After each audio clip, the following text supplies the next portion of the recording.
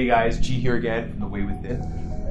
People were asking me, you've already done 6 episodes, you haven't really talked about psychedelics or plant medicines yet. So this one here, the story is going to blow you away.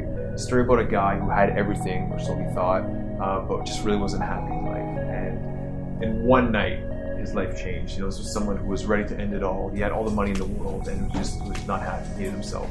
And that's the power of plant medicine. It has that crazy transformational effect where in one single night alone, it'll change your whole life. So this is episode number 7 with Gerard Powell from Rhythmia, www.rhythmia.com. So sit back, relax, and enjoy the show.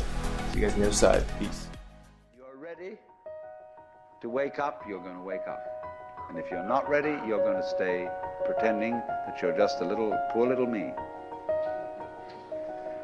And since you're all here and engaged in this sort of inquiry and listening to this sort of lecture, I assume that you're all on the process of waking up. And as you wake up, a funny thing starts to happen. You'll start to see the world in a different light. And eventually, when you're ready, you'll start to look within. Who are you? This show was created to assist you on your journey. Welcome to The Way Within.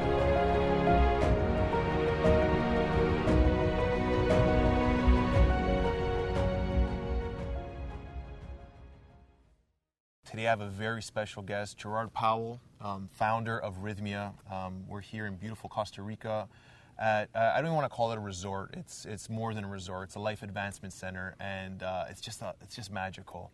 And today Gerard is going to share a little bit of his story of transformation, a little bit about where he came from and how he got inspired to found such a place like this. So thanks for inviting us out here, and it's great to meet you. Thank you guys for being here. Thanks, Gene, for this opportunity. Thank you.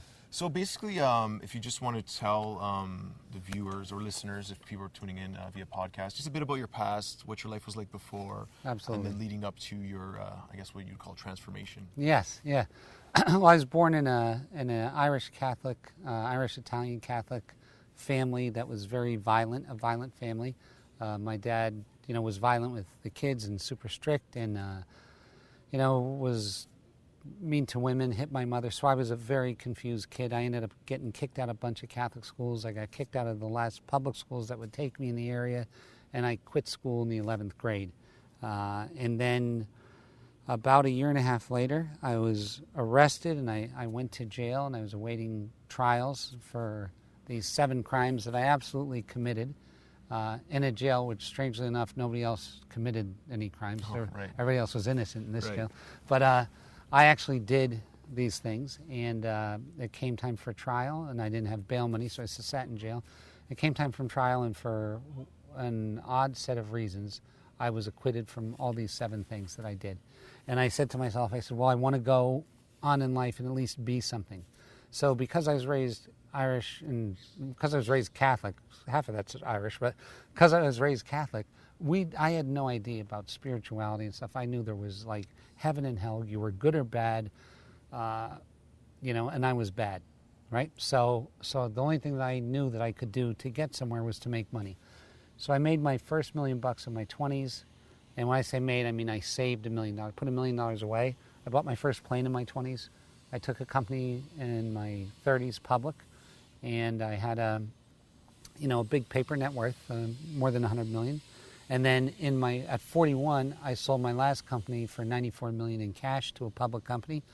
And, was by that time my life was so out of control. I was loud, obnoxious. I was addicted to injectable Demerol. I was doing 5 sticks a day.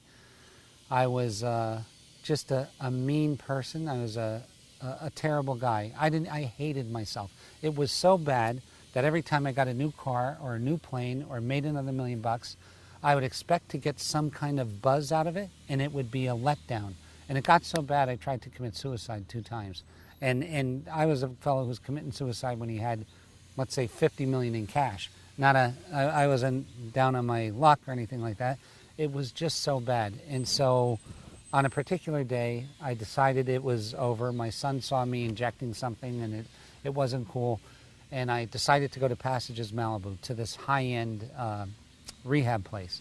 And I went there, And it was great because it was like $100,000 a month, and I went for 2 months. And they came to me to write a check for the third month. I told them, no, I'll quit doing it. And I just quit doing it because I didn't want to spend another $100,000. And I quit doing Demerol. I never did it again. But I was still a drunk. I was still a loudmouth. I was still a guy. I had a terrible problem with women. I had a terrible sexual problem where I couldn't be with the same girl twice. It was just crazy. Something weird was going on in me, and I didn't know what it was. So the guy that was running Passages was a great psychologist, pretty well-known one. He's quoted in U.S. Weekly and all these Us magazines and stuff. I hired him full-time, and I spent the next 5 years in full-time therapy. Full-time. Every day. 5 years. Wow. And I went to Agape, the spiritual center, for the first time. I saw Michael Beckwith, and I said, that's sacrilegious, but I want to keep coming back because I want to hear what this is about. And I ended up befriending him, and I hired one of his reverends for the 2 days a week. I wasn't full-time with someone else. This is how screwed up I was. And none of it worked. It worked, but it didn't work. In other words, the Michael Beckwith part, God, this guy was telling the truth about everything. And conceptually, I understood it, but I couldn't feel anything. I was devoid of feeling, right? So then I was ready to give up again. I swear to you, I spent another probably $700,000 ready to give up, right? Because these guys are, let's say, $130,000 a year for 5 years, and I spent $200 at Passages. I was in this pretty deep. I was in it pretty deep, and it wasn't. I conceptually understood stuff, but I couldn't feel anything. So I was actually in Boracay in the Philippines, and a girl from Brooklyn who was a shaman knew we were friends, and she knew my problems. She actually tried to work on me before, and she saw on Facebook I was there, and she was going to a retreat in Cebu, and she stopped in at me, and she said, "Hey, there's this guy that I knew who was just like you. As a matter of fact, he was even worse." And I found that hard to believe, but she said he was even worse, and he went to do this plant medicine, and did the plant medicine one time, and he changed his life. And I thought, you know what? I tried everything else. I'm scared shit of doing plant medicine. I'm scared to death of, some kind of crazy trip or something like this. I said, I'm scared to do it, but I'm done. It's my last chance. And I went to Costa Rica, and I met this shaman, this crazy, lovable, goofy shaman, right? And I was drunk. I drank all the time during the flight. I met him at the airport. He was eating a Big Mac, and it was dripping on his shirt. I said, this is my spiritual shit. I get this guy, right? And this is the truth. I guess you get to see the whole gamut of all the range of that $100,000 spiritual masters to like. And the funniest thing is, this guy is truly a medicine man, a great. But to me, I didn't know he was out of the jungle for 2 years. He's from Africa, been out of the jungle for 2 years, and 1 year that was in Detroit. So you get the feeling this guy had. If you were slower or dumber, you were food. This is how this guy worked, So that was the jungle mentality, right? And so anyway, I was drunk, and I said, well, what day are we going to do this medicine? He goes, you're going to do it tonight. I said, do you think it's a real good idea? Because I've been drinking all day on flight. And he said, yeah, and he gave me a Big Mac. And so at that time I was eating Big Mac. So I ate a Big Mac, and then we went to his place, and the way this medicine works is a little bit different. He gives you the medicine, and then gives you a blindfold, and he taps you on the tip of the head and tells you says, tell me when you see my finger. And I'm about to say, well, I can't see your finger because I have this blindfold. I said, I see your finger. All of a sudden I saw the dude's finger, and I'm like, I have a blindfold on. I know I have a blindfold on. I'm not in Kansas anymore. I didn't even really believe in God. I was in church every day in my life, but I didn't really believe in God. God for me was a side bet in case shit went wrong. Like if it was, I genuflected here and there and said some prayers just in case it was real. I had no feeling towards it. So all of a sudden, I'm looking and I see this guy's hand, and he says, look at the ceiling. I look at the ceiling. He goes, look, and I see the ceiling. Look through the ceiling, and I looked through the ceiling. And he said, do you see stars? I said, yeah. He said, jump to a star. And I jumped to a star, and I was flying. And I'm like, what the hell is going on here? He said, look to your left. Do you see the moon? I looked to my left. He said, I see the moon. He said, go to it. So I went to the moon, and I fucking couldn't slow down. And I dove into the moon, and my feet were sticking out of the moon. And there's the truth. Absolutely. My feet are sticking out of the moon, and I'm like, And the reason I know it is because as soon as I hit the moon, I get a TV screen.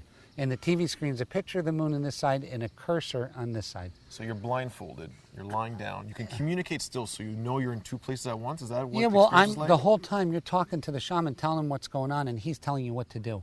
Wow. So you have these things on. This experience has happened to you, like I guess like virtual reality. This is happening to you, yet I'm hearing him and communicating with him. Wow. So I'm in both places, right? So he says, I said, what's my first? Because you give him 10 questions, he writes them down. I said, why am I so effed up? That was my first question to ask the moon. So I said, Mr. Moon, and I found out it's not, it's a Mrs. It's a because to me it was the man in the moon. I just assumed, but it's not, it's a lady. So he said, no, say Mrs. Moon. So I said, Mrs. Moon, why am I so screwed up? And she said, I can't do anything with you until you go make amends with your soul. And she said to me, she can't do anything with me until I go make amends with my soul. He says, well, I said, where's my soul at? Because I didn't know where the hell I was at. He says, it's in Malibu.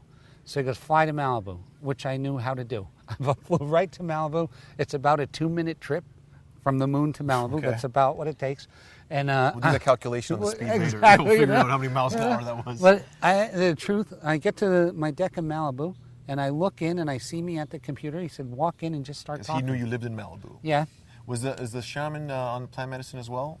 Higher than a kite, Okay, right? okay. Higher So than he a can kite, communicate right? on these levels. So he's in with you, you know? Yeah. So he said, go to Malibu. I said, I see myself. He goes, go talk. And I go to myself, and I'm like trying to talk to me, and I won't even make eye contact with me. This me, my soul me, won't make eye contact with me. So this goes on for about 15 minutes. I finally get my soul talking, and my soul says, look, you lie to me. You lie to me every day. You make promises when shit gets really bad, and then you don't keep them. Da-da-da-da-da-da-da-da. You'd be better killing yourself. And I was like, well, do I have any other thing that I can do? He said, I said, I want you to help me. Because the moon said, you got to get your soul to help you. So I said, you got to help me.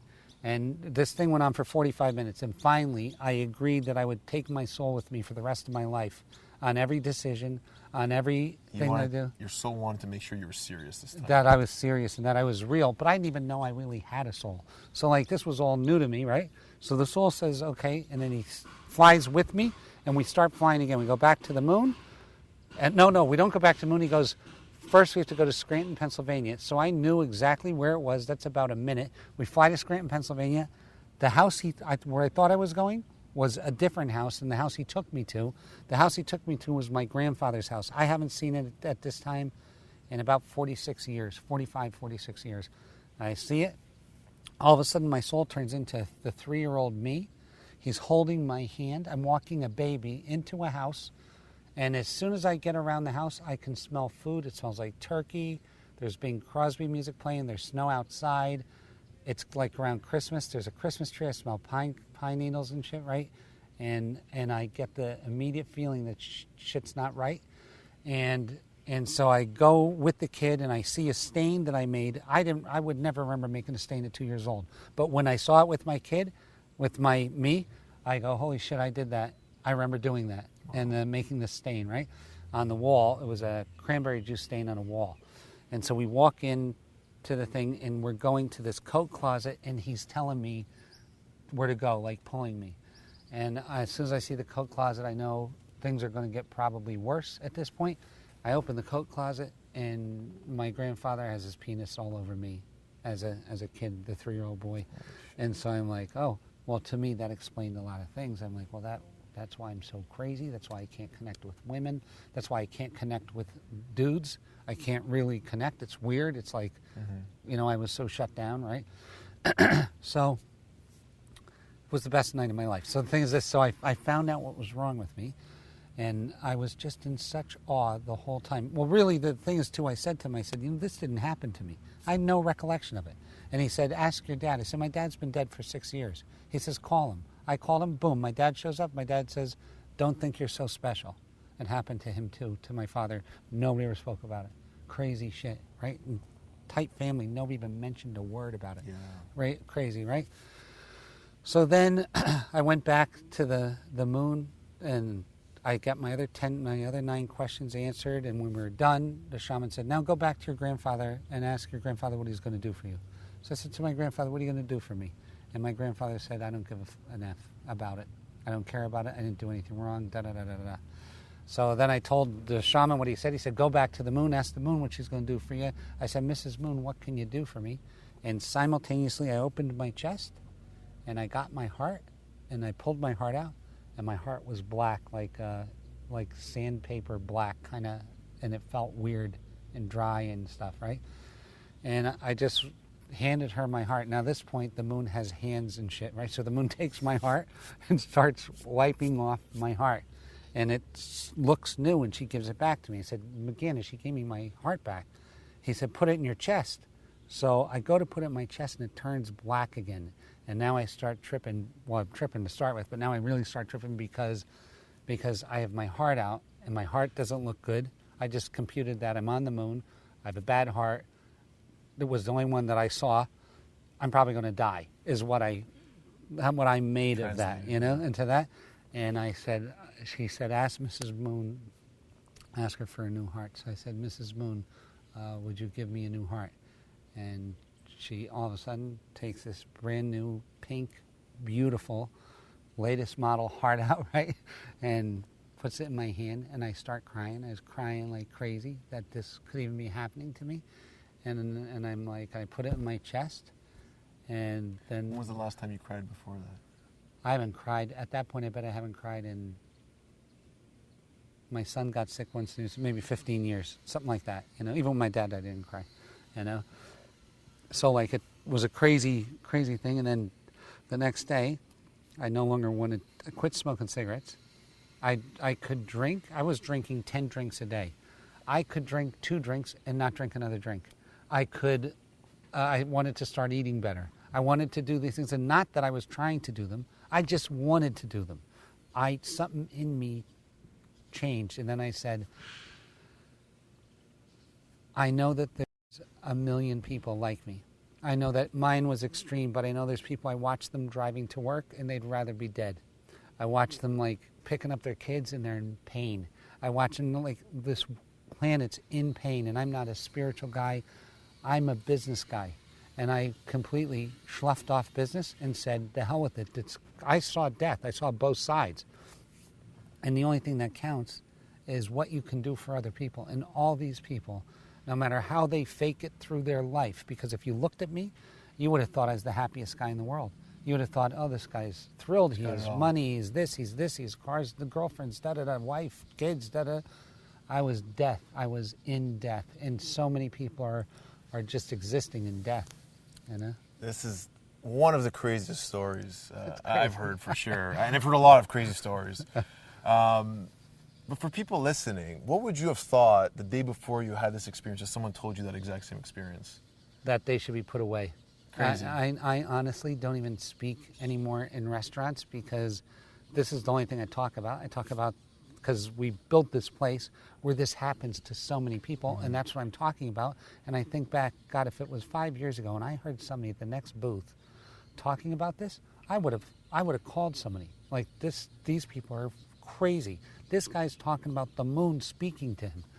Like, it sounds ridiculous. You feel like you need to have a calling to sort of be drawn to the plant medicine? Like, what was the going through? It was more of desperation? You felt hopeless? Desperation and hopeless. And someone just showed up at the right time in your life and put you, said, here, it was something I heard, too. I heard about, but and this is truly what I think. I think that when you peel off the first layer of ego, everybody's hopeless. Like that the world is full of people, not everybody, but the vast majority of people fragmented from themselves when they were young and became someone else, and they're living this life as someone else, and that can only create disease, addiction, despair, indifference. That's what's created out of this thing, and I think almost everybody I know is in that. And so since then, I've gotten my mother down here to do, my mother's 86, I think, down here to do plant medicine. We got a place that's licensed, medically licensed, with licensed psychologists, licensed counselors, Shiva Ray Yoga, Michael Beckwith. It's the combination of these things. So if you're in a place where you're getting health treatment, you're getting metaphysical teachings, you're getting yoga, you're getting great food, You're getting a cleanse. Hydrocolonic cleanses help so I tried much. that today, yeah. Isn't it great? Oh, man. And What an experience. But when you get that combined with medicine, the teachings in the medicine in a place that's supporting you, 88% of the people have the same experience I did. So how did you go from the day after feeling you got a new heart, a new life, Yeah. to wanting to build a retreat center and actually doing it? How does that happen? You know, I know a lot of people weren't in the situation you were, but this will be my second question. But like, what was the process then? Yeah. So what happened was the next day, well, here's the truth. The week later, I was back in California, and people were like, what happened to you? You look different, because the first thing that happens is a ton of pain comes out of your face. And when pain comes out of your face, it just makes you look different. What do you mean pain comes out of your face? It oozes out, or just... You just look like, if you see a before and after, even I can see it. The day before and the day after, you just look like you're not in trouble. You know, you have that look of you're in trouble. I feel better, I'm aging you right around 50 just because you said 46 years and you're 3, so yes, that's my guess. But you definitely do not look 50. Well, I'm 53 and I feel like a kid, and it comes out in like how aggressive I am towards certain things, right? And how interested I am in them. So what happened was, because I was a goer of a guy, I was always a guy that wanted to go and do. When I saw what it did for me, and I'm telling you, when I saw what it did for me, and I saw what a bad person I was before, and I was not a good person. I was a really not good person. I wanted to do something, and I wanted to free these people that don't know that there's really a shortcut to this thing. There's a shortcut to happiness. There really is. It's the combination of this thing, and I don't care if they're spiritual or not. I just want them, because you know what this God thing is? You show me a happy person, and I'll show you a guy who gets it, who knows himself, or a woman who knows herself. And then all this spirituality doesn't mean anything. If you, one person living as like spirit, one person living as the energy, is the whole thing. There's nothing more than that, right? That's really the height of the thing. And to know that this is available and you can do it, and people don't even know that it's here, and they think it's weird. And I have to tell you what, I would think it's weird too. And I never wanted to be a spiritual guy. I never wanted to have a top bun or a beads hang around me or anything. I didn't want that, right? And that's not what I shot for. I just wanted to be happy. Yeah. And I was just so sick of being so terminally unhappy. And so 2 months later, I started looking for a place, and I bought one. Wow.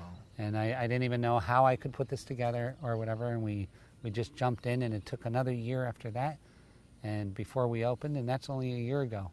And people are starting to hear about it, and I'm not kidding you. We have this thing, because I wanted to figure out electronically what is really going on here. And so we have this thing that the people who stay here get a survey, and they self-report, and 88% of them report that they had a life-changing miracle in their life while they're here. And this one I can watch, 8 out of 10 of them cry when they leave. Oh. So like, we're doing something that is unique. And obviously those people that are going back out into the world, you think they're going to want to make the world a better place after? I hope so. You know, and I really believe they are, because like, we're surviving on 100% referrals. We don't do advertising. I believe on a global scale, the more people that do plant medicines, you know, the better the world's going to be. Imagine CEOs and entrepreneurs like yourself that have more positions of power.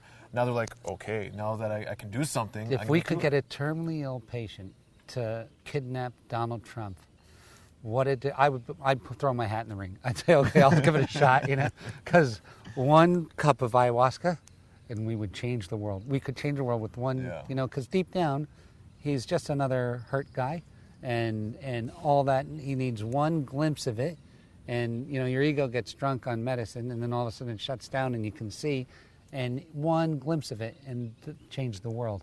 I think all world leaders, everybody, CEOs, everybody should do it. Everybody should do it. I agree too. Just a couple things for people listening. When you're feeling hopeless, and a lot of people out there might feel hopeless now, what advice would you give to them? Like people who are really feeling hopeless? Because I'm sure you were at hopeless of the hopeless. It was so bad, and it's such a bad space to be in. And all I can tell them is that I know how hard this is, but no matter how many times you've let yourself down, and you've been let down by other people, that there really is a way. There's absolutely, positively a way, and it's you have to believe one more time. But this time, I had no choice. I've tried everything. So I really didn't even believe. I just ran out of other shit to do. I was out of other things to try. But for most people, they have to try to believe one more time. And look at if I was wrong, and I'm telling people to do this, and they come here and they leave pissed off, then I'd be the stupidest business guy in the world, right? I mean, to set up for failure. But I'm telling you that you can come here and you can walk in on a Monday, and by the following Monday, or walk in on a Sunday, and by the following Sunday, have your life back and be free and dance out of here. And you know the thing is, have the rest of your life to be it within this space, to be it, to be spirit, to be source here. You know? Do you think one day this will be accessible to everybody? Because I know right now it's first of its kind, and Yeah. you know, being where it is hard to get to, and you know, for most people, it might be a bit expensive. Do you think down the road you guys are paving a path for others to follow? I hope to God we are, because if they could have these in the United States, Insurance coverage. oh my God, what a difference it would make. It would put, well, the psychologists would be out of business by and large, and the health benefits of straightening, because all disease, I believe, is a result of this fragmentation between you and your soul. And once that's cured, everything else, the body takes care of itself. So, you know, Have you seen any examples of people coming in and walking out, like tons and both tons and tons, from mental sort of disorders to physical? Listen, any examples you can share? Yeah, well, borderline personality disorder cleared all the time, like not even happened. Because I don't have clinical trials, I can't say anything about cancer, but this is on a self-reported basis. 2 people that were here had their tumors go away while they were here. That's self-reported, so I can't verify that happened, but I know that nobody would lie to me about that. So, and it's just, you can see it. I can show you someone who's sick. The little girl that's here now, she had chikungunya, which is a worse form of Zika. And she got cured on plant medicine of that, and they say it's incurable. But I can tell you, right in someone's face, you see it, and you know that they're going to be okay. And imagine we had money and research going into this. Oh my God! What would happen? It's the question I want to tell you. If I ever get rich again, all of that's going into research on plant medicine. The problem is nobody can financially benefit from. It has to be a collective. Correct. People have to get together, and I'd so lead that charge. I would love that, because I know it. Everybody else who's around it knows it.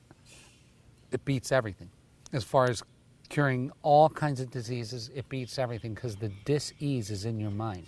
It's not in your foot or your heart or your lungs. It's in your mind. Cancer is in your mind. You know? Wow. And how important is the setting? Like, you could administer a plant medicine in a hospital. Well, the same effect? I don't think you could. Now, the thing is this, there's lots of guys in LA, Toronto, New York, Chicago, Miami, doing plant medicine. and Lord knows where they're from, how long they've been doing it, but you're doing it on the floor in someone's house, and you don't have the pre-support, you don't have aftercare, you don't have integration, and all this stuff is, the medicine itself is 1/10 of the whole process. That includes food, dietas, aftercare, support, reintegration, integration, all these different levels of making what happened, making sense of what happened, and then being able to live from what happened, right? Because if you can't live from what happened, it was just a movie. It was just another movie that you saw. I saw a movie and this is what happened. But if you can live from what happened, to know that you changed, you know, is the thing. And we can give people the clues that make them know they've changed, you know? And then once you know you've changed, then that whole rewiring of your mind, right? Your synapses fire different. Now you can go and be it. Well, yeah, it's interesting you say that, because earlier in your story you were saying how you knew all the philosophies, you went to rehab and you understood, but you didn't feel. I didn't feel any of it. And how important it is to have that feeling, because it's a different type of understanding than to mentally understand, than to actually feel. Absolutely. Right? Yeah, it's so crazy, because I got my heart broken for the first time, and I think I was 48. I never had been in a situation where my heart even got pinged it This all. was after your first plant Yeah, medicine yeah, experience. and I was crying and laughing. I was laughing my ass off because I thought, holy shit, I have a heart.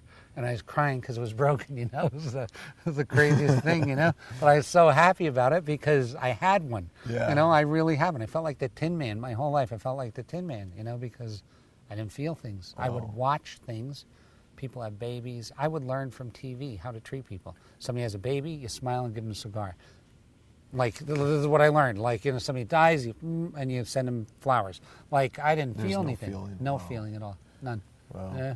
And how do you feel now after the experience? That like you mentioned a little bit, like you can see someone intuitively. I know you where feel they're like at. you can Yeah. feel more. Absolutely. How about making decisions in your life? Is it more of a feeling of intuition? 'Cause a lot Yeah. of people mention that. You know, I after, was running my life by spreadsheets. I still keep track of it by spreadsheets, but I make decisions based on how I feel. And it's crazy what happens. And I can tell people, I can look at people and say, that guy needs more medicine, she doesn't. This one needs medicine completely, this one doesn't. And it's almost right.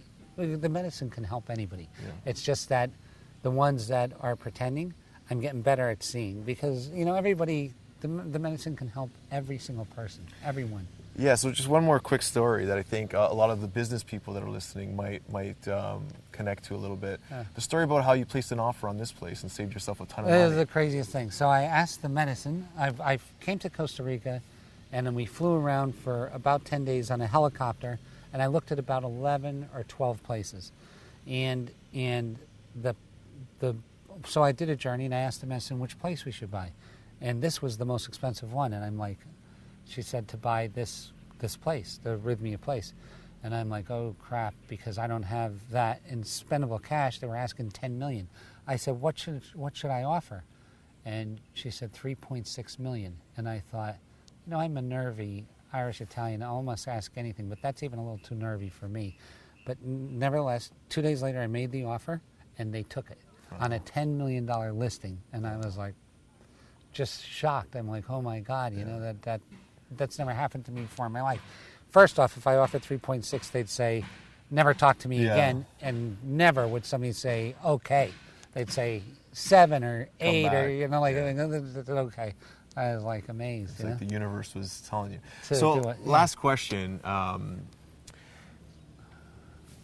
I don't even know how to phrase this, but would you go back to 3 years old and stop it right then and there, or do you think this whole experience was important to bring you to where you were today? I want to tell you I've done journeys over that very thing about understanding my own life, and what the medicine told me is that was absolutely supposed to happen. And for me, it took me getting sexually assaulted by my grandfather to fragment from myself. But for other people, it just might be your dad yelling at you, or you're having not being fed on time. And it showed me that everybody ever in the history of people fragments from themselves, sometimes between when they're conceived and about 5 years old. And so that's what's supposed to happen. And my process was perfect because, you know, I'm having more fun for a guy my age. I'm having the most fun that anybody could have, and it's the right kind of fun. Fulfilling. And it really is so great. Like I thank God every day, I thank Source every day that I was able to participate in this thing, and being as crazy as I was to think that, you know, nobody in their world, nobody in their right mind would have bet on me 5 years ago that this is what I'd be doing. Nobody could even risk $1 because it was such a bad bet. And here it is, and it's happening, and it's right now, and I got this place where I'm watching people have the same thing happen to them, and I think it's just part of this shift that you guys know about that's going on that I'm really not that up on, but I know that it's part of it because I feel like I'm part of that, of what's going on, and it happened to me, and it's happening to so many, you know? Yeah. And those people you used to deal with, do you still ever talk to them? Very rarely, but when I do, they think that it's not me. Yeah. They're like, this isn't that guy. You know, thank God, because that's awesome. nobody even. It's so crazy that that people can't believe that, and I can't believe it either. I get like somebody stiffs us on a bill or something like that, or screws us with a delivery. In the old days, I would have had him crucified, right? And it doesn't even mean anything. It's just everything is so inconsequential as long as the main thing is intact. You understand what's important. I It's try not the to dollars know. and It's cents, not. right? It has money has nothing to do with it anymore. Nothing to do with it, and I mean nothing to do with it. Like, a lot of spiritual people say, "Oh, well, money's not that important," and they don't mean it. I'm telling you, I died in a lot of these journeys, and it doesn't mean anything. You can't take any of it with you. So this experience of sharing this with each other, this energy, like, and being able to talk with you and look in your eyes and get to you and have you get to me, that's where all the juice is, the juice of everything. Connection. It's Yeah, the whole thing. I think that's what's lacking. And the thing I love about this place and the future plans to build a community is that the real communities are disappearing. Yeah, where are they? They're disappearing. They're cities, but there's no community. There's none. Think about it. And one thing that a friend of mine actually just messaged me the other day was about how plant medicine builds communities. When you sit around a ceremony, you have this bond. And that's a community. And you don't know where it's from, but you ever see those people again, can go, that's right. It's family. It's like family. a day is equal to 5 years with one of these people, right? Yeah. So there's something there, and there's something there that we need to explore more. People need to experience more, having that sort of community. Yeah. So, thank you for that. Thank you for all that you're doing. It's thank so you guys important for what you guys are doing. And you know what? I just can't wait to see where this goes and how we can support you moving forward. Thank you so much, and thanks for coming down. And without like people like you guys doing what you're doing, none of this works, because nobody would know about these things that are happening. So I really appreciate it. I do. And we want more people to get involved. If you feel that, if anyone out there listening feels that thing, do whatever you can in your own community. Reach out. Absolutely. Take a trip down here. Come have an experience, and then you'll come back and you'll want to share that as well. So, if you guys are listening, there's so much you can do. Just reach out to me. You got my email. And thanks again, Gerard. Really appreciate it. This was great. I'm going to give you a hug. Thank you, brother. Yeah. Thank you. So what'd you think? Pretty crazy story. Plant medicine is coming out of the jungle, out of Africa, out of South America. Iboga's from Africa. Ayahuasca from South America. And it feels like it's coming at a time when the planet needs it the most, when people are just transforming and really just changing. So if you're curious, you can check out Rhythmia, www.rhythmia.com, RYTHMIA. And, plan a trip down there and see, how your life can be changed in just a short period of time. They're doing amazing stuff. The first medically licensed plant medicine retreat center in the world. Check them out on the web, and check us out, www.thewaywithin.me. Subscribe to our email list, stay in touch with upcoming shows and other opportunities. So thank you so much for listening. It means the world to me. Send me an email, any feedback, g@thewaywithin.me, and I will see you next time. Peace.